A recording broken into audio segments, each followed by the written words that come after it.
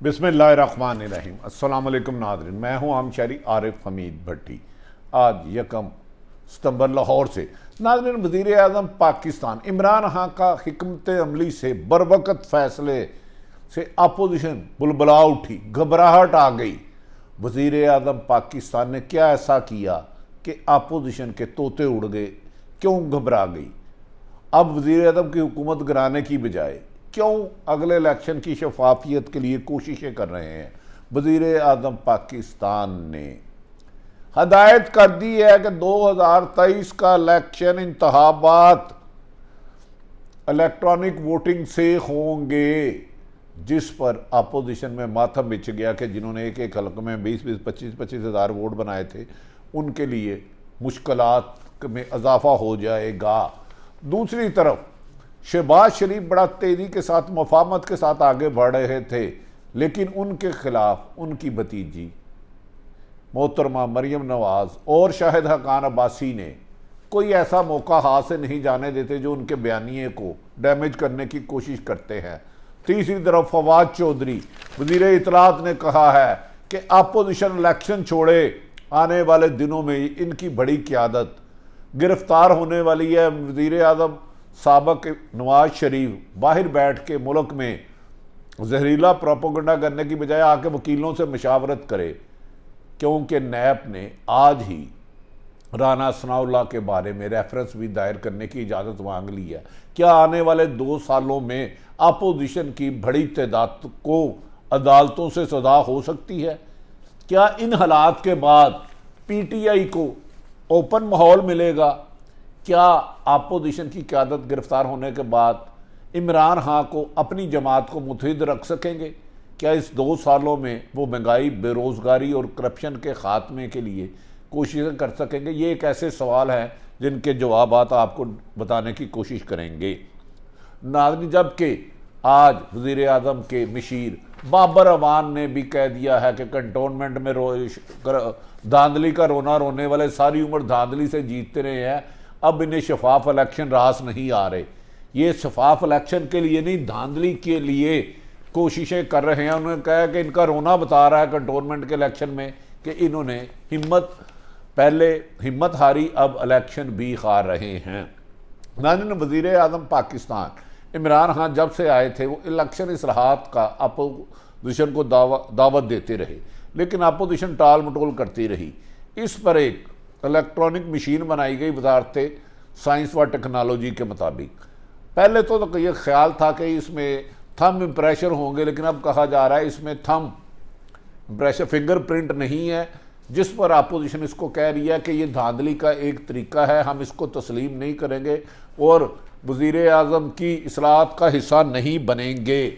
लेकिन इसके बरक्स वज़ीर आज़म ने खामोशी से हिकमत अमली करते हुए इलेक्शन इस्लाहात पे आइनी माहिरीन और IT एक्सपर्ट के ज़रिए बड़े बड़े फैसले करवा लिए हैं। ये भी कहा जा रहा है कि आने वाले 2023 के इंतखाबात के बारे में वज़ीर आज़म ने न सिर्फ इलेक्ट्रॉनिक वोट मशीन से करवाने का फ़ैसला और इंतज़ामात कर ली है, बल्कि ओवरसीयर्स पाकिस्तान को वोट देने के लिए हिकमत अमली भी बना ली है, जिसका बहुत जल्द नादरा ऐलान करेगा। अब इलेक्शन पुराना ठप्पे पे ठप्पे की बजाय डिजिटल तरीके से, जदीद तरीके से होंगे।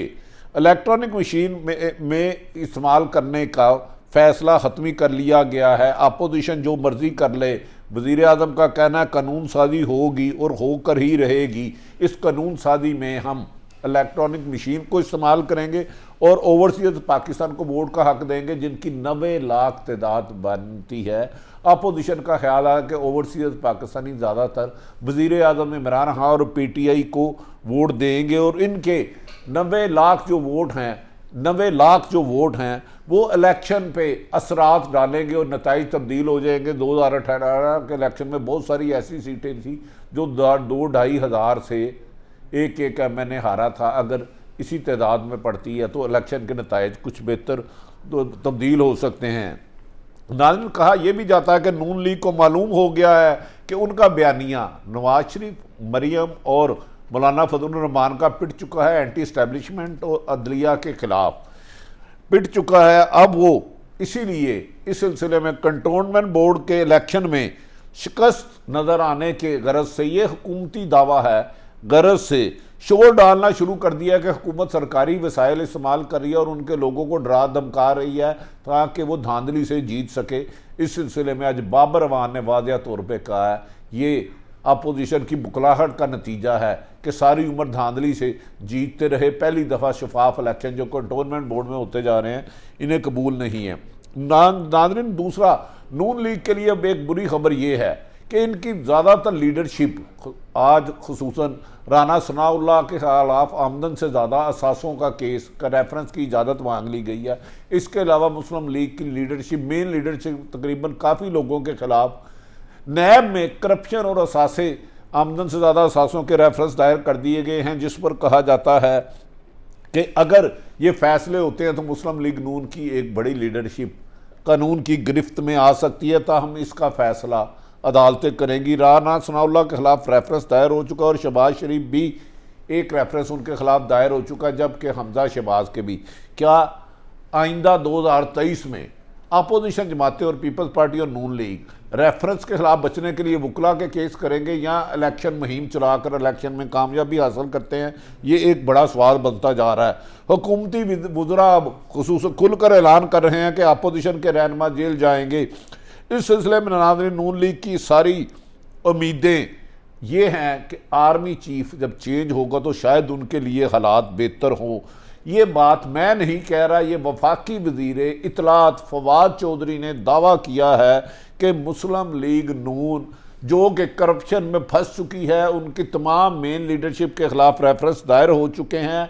अब वो इस आस में है कि आर्मी चीफ कमर जवेद बाजवा साहब तब्दील होते हैं या कोई होते हैं तो इस वजह से वो मुकदमे में ताहीरी हरबे इस्तेमाल कर रहे हैं। उन्हें पता है अगर अदालतों में केस चलते रहे तो इनको सजाएं हो जाएगी, इनके खिलाफ मजबूत खासे हैं।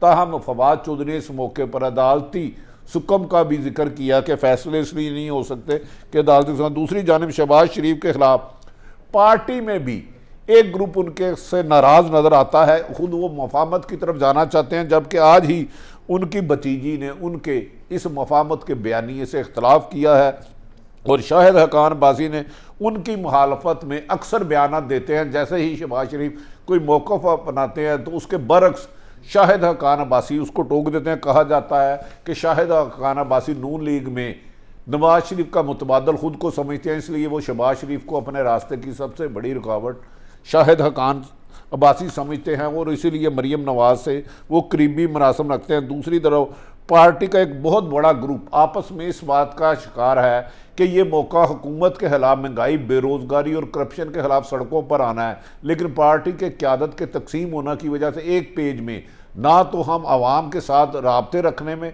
कामयाब हो पा रहे हैं, जबकि हमारी क़यादत लीडरशिप मुकदमात में उलझी हुई है और जो लोग बाहर हैं वो एक दूसरे का साथ नहीं दे रहे। दूसरे दोहरे बयानिए के तहत मुस्लिम लीग नून वाज़ेह तौर पर तकसीम नज़र आ रही है, जबकि मरीम नवाज़ कहती है कि बयानिया सिर्फ और सिर्फ नवाज शरीफ का चलेगा, बाकी कोई आता जाता रहता, कोई फ़र्क नहीं पड़ता, दो बयानियाँ नहीं है, नवाज की बयानियाँ है। ताहम ये ग्राउंड पर हकीकत ज़रूर है। दूसरी तरफ नाज़रीन, आज वज़ीर आज़म के मशीर बराए पार्लियामानी मून डॉक्टर बाबर अवान और शहबाज गिल ने भी अपोजिशन को आड़े हाथों लिया। उनका कहना था कि 2023 के इंतखाबात इलेक्ट्रॉनिक वोटिंग मशीन के ज़रिए होंगे। पाकिस्तान तरीके इंसाफ मंशूर के मुताबिक बैरून मुल्क मुकीम तमाम पाकिस्तानियों को वोट का हक न सिर्फ हक दिलाएगी बल्कि उनके वोट को डालने को यकीनी बनाएगी। वज़ीर आज़म के मामले खसूसी शहबाज गिल और डॉक्टर बाबर अवान ने कहा कि अपोजिशन गिलगित बल्तिस्तानी आज़ाद कश्मीर के इंतखाबात में शिकस्त में धांधली का वावेला करती रही। अपोजिशन जमातें इलेक्शन लड़कर नतायज कबूल करना सीखें। इन्हें हर वो इलेक्शन जिसमें अपोजिशन मुस्लिम लीग नून खुसूसन हार जाती है उसे धांधली ज़दा कर देती है, जबकि इनका मादी धांधली के इलेक्शनों से भरा हुआ है। इस मौके पर बाबर अमान ने कहा, शाहिद हकान अब्बासी ने खुद तस्लीम किया था कि हम धांधली से जीतते रहे हैं। उन्होंने कहा कि 2013 के इंतखाबात में धांधली कराई गई। 2013 के इंतखाबात में 92,000 वोटों के अंगूठों की तस्दीक ही नहीं हो सकी, लेकिन हमने बड़ी इनके खिलाफ जदोजहद जारी रखी। डॉक्टर बाबर अवान ने कहा, कंटोनमेंट बोर्ड के इंतखाबात साफ, शफाफ और कानून के मुताबिक होंगे।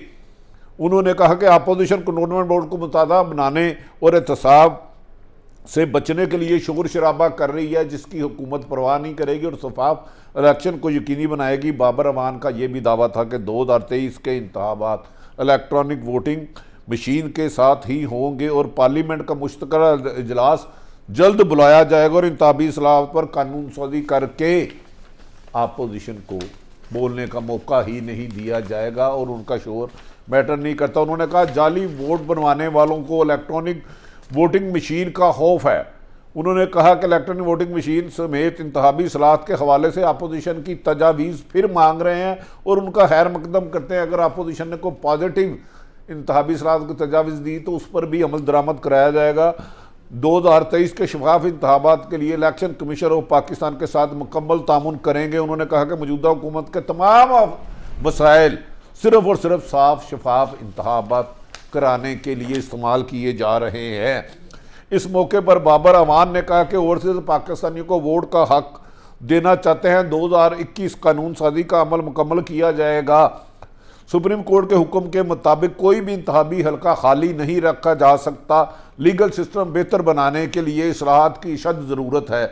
इस मौके पर मामले खसूसी डॉक्टर शहबाज गिल ने कहा कि 2023 के इंतखाबात शफाफ होंगे और पुराने तरीके से नहीं होंगे इलेक्ट्रॉनिक मशीन से। जबकि नाज़रीन, मरियम नवाज, शाहिद हकान अब्बासी और एक मुस्लिम लीग नून का ग्रुप कह रहा है कि ये हुकूमत अगले इंतखाबात तक नहीं रहेगी, हम गिरा देंगे और हमें इंतखाबी इस्लाहात नहीं लाने देंगे और इलेक्शन जो वो कहते थे कि 2018 में धांधली उसी तरीके से होंगे, इलेक्ट्रिक मशीन्स को तस्लीम नहीं करेंगे। इस सिलसिले में मुस्लिम लीग नून की क़यादत अनकरीब सर जोड़कर बैठेगी और हुकूमत को इस्लाहात से रोकने के लिए आइनी और कानूनी माहिरीन से मशावरत करेगी। देखते हैं कि आने वाले इलेक्शन धांधली के बगैर होते हैं, क्या हारने वाला इलेक्ट्रॉनिक मशीन से होते हैं या पुराने तरीके से ठप्पे लगाए जाते हैं। क्या हारने वाला जीतने वाले इलेक्शन को मुबारक देगा और जीतने वाला हारने वाले को गले लगाएगा, ये आने वाले इलेक्शन के बाद ही बताया जा सकता है। लेकिन इस वक्त सियासतदान आपस में गुत्थम गुत्था और इमरान खान तेज़ी के साथ अपनी हिकमत अमली से अपने हदाफ की तरफ बढ़ रहे हैं, जबकि अपोजिशन को यकीन है कि अगला इलेक्शन वो जीतेगी। नाज़रीन, अपने इर्द गिर्द रहने वालों की खुशियों का ख्याल रखें। पाकिस्तान जिंदाबाद।